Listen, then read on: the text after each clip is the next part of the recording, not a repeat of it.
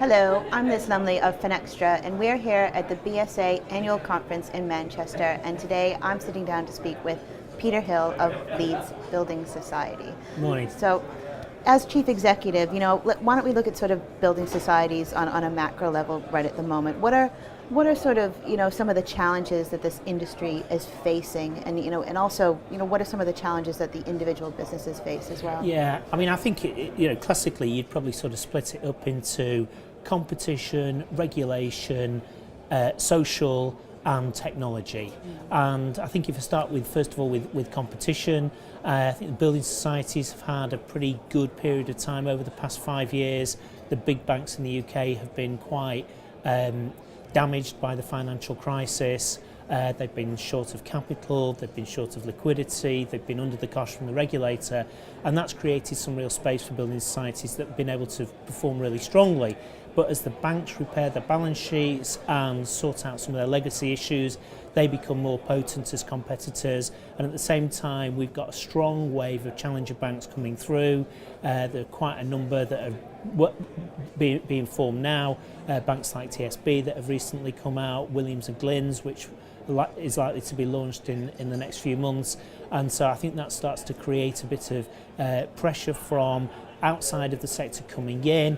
I think there's also a sense that the building societies occupy a certain space in terms of from a moral perspective, so we're seeing some pressure as well as far as new entrants are concerned in that respect. So I think from a competitive environment we expect to see that hot up. So that starts to sort of set the scene in terms of how do you respond in that kind of environment. Also, if you overlay the regulatory framework on that, so with both a strongly active prudential and strongly active conduct regulator, both acting independently, I think there's an element of joined upness that we need to see in there, but I think they've both had a pretty good start. They've been formed for about 12 months now, but it's certainly a very heavy regulatory agenda, both from a UK perspective and from a European perspective, so there's a tremendous amount to assimilate for that. Building societies, in the greater scheme of things, are pretty small institutions, and so to be able to cope with the regulation and the changes that are coming through, it's really quite hard for building societies because they don't have armies of experts. They have to do this alongside all of the other things they do. So that creates some pressures as well. I think moving on to the third element, the social side, so clearly what we see in building societies, our customers are typically of an older generation.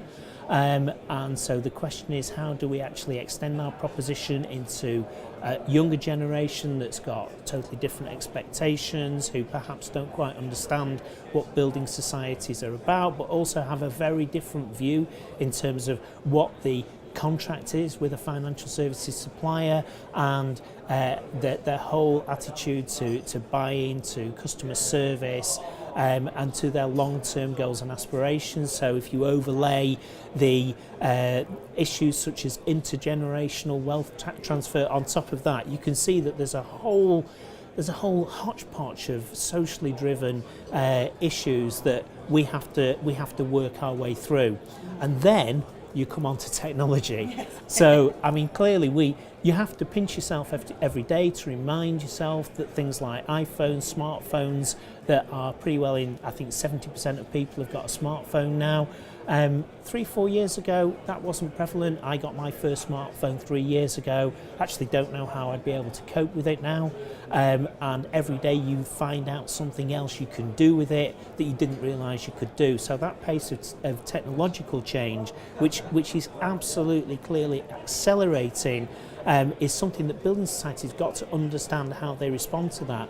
And then you bring that round again into competition. So I talked earlier about big banks and challengers in terms of competing in our market, but then when actually you look at tech companies like Google, for example, and think how are Google and Amazon going to affect our market, because clearly it's a very short step from where they are into mainstream financial services. So how we respond to those sorts of challenges, so they're the kind of things that sort of keep us awake at night. And then finally on technology, it's not the things that we can see, it's the things that we can't expect that's being developed in a lab in Silicon Valley that's going to hit the market next year and that's going to be a complete game changer. So those are the kind of things that we see as a sector.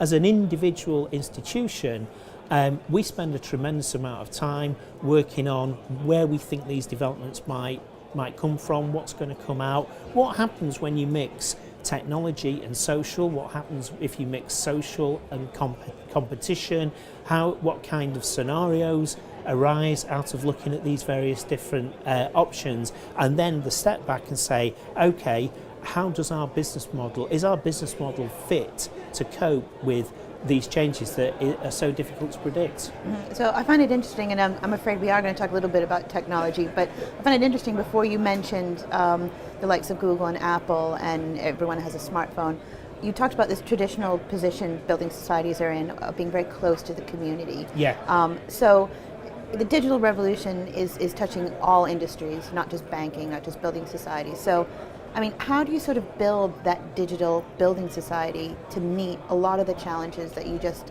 outlined in the last question? Well, I think one of the most interesting developments we've seen over recent years, not in financial services but in retail, is in the way that the really successful growing retail companies in the UK have managed to combine a traditional physical footprint with a really great digital proposition. And I think the opportunity for building societies is to emulate that, not in a, you can't copy it because it doesn't apply, but certainly taking the principles and saying, how does that apply to our market and our proposition? So for Leeds Building Society, we're a national society with a national network. We are, clearly we have a heartland in Yorkshire, but we extend across the whole country. So some of the challenges for us may be different from a small society that's maybe community-based with 3 branches, where they have to approach it in a different way.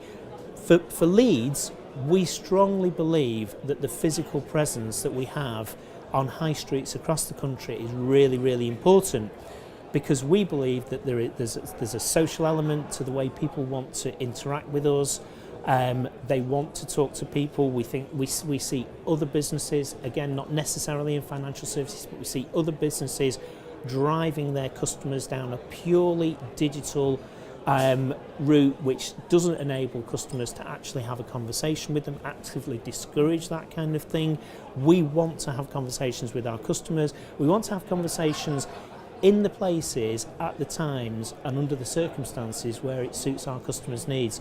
And we believe that there is a way that you can get leverage on our physical network, link that into a digital proposition, acknowledge that actually most people start the journey around a financial services decision on the web by starting to do some research, and it's how we link that research step through our online and mobile proposition and then through into the human face-to-face proposition, whether it's a pop-up on a screen, or whether it's actually, we think you might like to come and sit down and chat with us, and we've got a branch 10 miles away.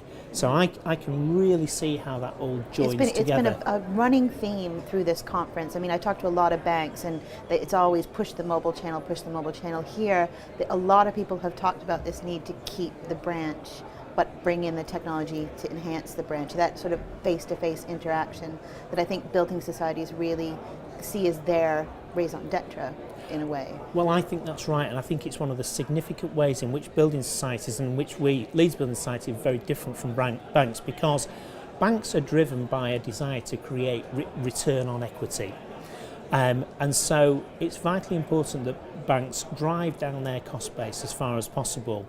When we look at investments in technology, we don't look at it from the point of view of how can we drive down our cost base. We've got a highly efficient, very low cost model.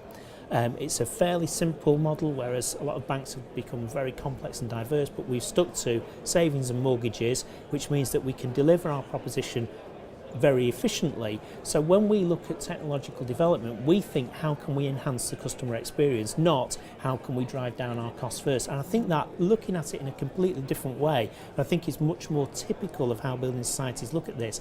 I think that's where we create some really, really big differences between mutuals as building societies and the public banking sector.